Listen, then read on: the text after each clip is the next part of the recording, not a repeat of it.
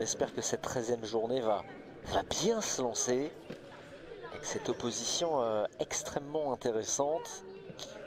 C'est une journée vraiment capitale parce qu'on l'a dit, Laval est exempt, donc il y a la possibilité pour les équipes derrière, comme Nantes, comme Paris-Acaza, comme le Sporting, eh bien de se rapprocher de...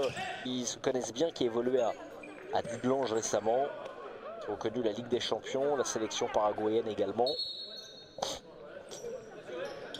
Allez, Alex Magno, directement avec la parade sublime de Sergi Gomez. Eh bien, ça part fort dans ce match avec cette manie. Avec son meilleur buteur et la reprise parfaite. Oh, ils sont allés à 100 à l'heure. Là, c'est Mohamed Bendifala qui vient battre dès le début de cette rencontre Sergi Gomez. Une combinaison extrêmement rapide que l'on revoit. Ça fait 1-0 pour Paris-Acaza.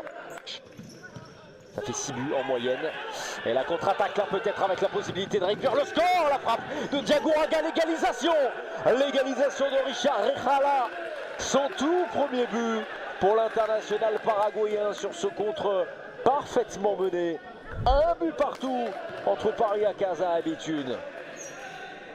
Ouais, c'était Conrado Sampaio qui s'était échappé, un petit peu de réussite. Mais il n'était pas plus surpris que cela. Attention avec la frappe dans un angle excentré. Rejala qui essaie de jouer avec son partenaire. De la réussite, la frappe peut-être. Oh, ils sont dangereux. Pour être tout à fait précis, qui avait frappé ce coup franc. El Balawi sur le côté droit avec la frappe et la parade de Diagouraga. La frappe de nouveau, c'est hors cadre. La récupération de Mamadou Touré. Le centre à venir, Alex Magno. Mamadou Touré, il est là. Il est là, le meilleur buteur du championnat. Pour son 18e but cette saison. Mamadou Touré, idéalement servi par Alex Magno, qui permet à Paris-Acaza de reprendre l'avantage. Et bien voilà une nouvelle passe décisive pour, regardez, Alex Magno, passe parfaite et le plat du pied imparable.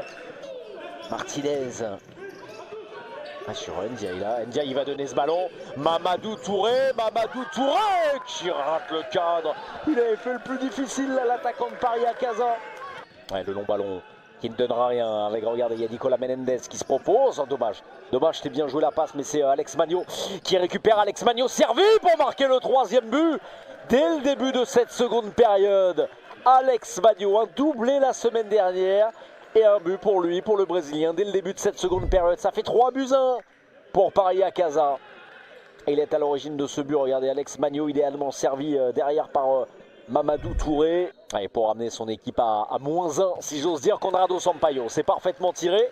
Et ça fait 3-2 désormais pour Paris-Acaza dans cette partie. La réduction de l'écart. Magno. Oh, le long ballon de Magno, c'était bien vu, là, directement sur la tête de Diallo avec Mamadou Touré. Oh, la frappe de Diallo. Oh, le bijou signé Soumaïla Diallo. La réponse immédiate après le pénalty réussi par Conrado Sampaio. Quel but extraordinaire de Diallo. 4-2 pour la formation de Marcelo Serpa. Ah, il est somptueux. Énergie qu'il transmette à ses coéquipiers. La frappe de Conrado Sampaio avec de la réussite. Il avait été bien trouvé, le buteur nordiste, et Béthune ne lâche rien. Un doublé pour Conrado Sampaio. Regardez la frappe imparable du gauche, même s'il y a de la réussite. Le corps arbitral emmené par Fadil Daraz. Le long ballon avec une tête parisienne et ce ballon remisé. Oh, et c'est superbe.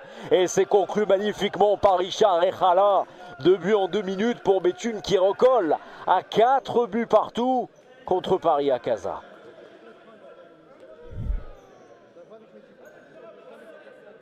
Ah, ça c'est très joliment fait, hein. Ouais, avec le geste juste.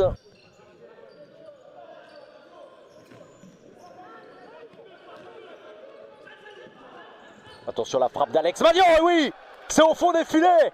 L'exploit signé Alex Magno, il est énorme dans ce match, le Brésilien. Il permet à Paris de reprendre un but d'avance, 5-4 pour Paris-Acaza. Ouais, tout seul comme un grand, frappe limpide. Il a une qualité de frappe, Alex Magno. Ouais, c'est terminé. C'est terminé au gymnase des Fillettes avec la victoire difficile, hein, ce samedi. La victoire difficile de Paris à Casa.